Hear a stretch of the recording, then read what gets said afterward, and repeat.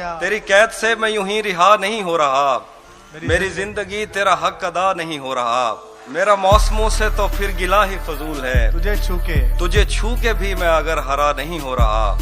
तेरे जीते जागते और कोई मेरे दिल में है, हाँ। मेरे दोस्त क्या ये बहुत बुरा नहीं हो रहा। ये जो डगमगाने लगी है तेरे दिए की लो, इसे मुझसे तो कोई मसला नहीं हो रहा। बिछड़कर उसका दिल लग भी गया तो क्या लगेगा, वो थक जाएगा और मेरे गले से आ लगे। मैं मुश्किल में तुम्हारे काम आऊं या ना आऊं, मुझे आवाज दे लेना तुम्हें अच्छा लगेगा। बाद में मुझसे न कहना घर पलटना ठीक है, वैसे सुनने में यही आया है रास्ता ठीक है। शाख से पत्ता गिरे, बारिश रुके, बादल छटे, मैं ही तो सब कुछ गलत करता हूँ अच्छा ठीक है। जहन तक तस्लीम कर लेता है उसकी बर्तरी, आंख तक तस्दीक कर देती है बंदा ठीक है। एक तेरी आवाज सुनने के लिए जिंदा है हम, तू ही जब खामोश हो जाए तो फिर क्या ठीक है।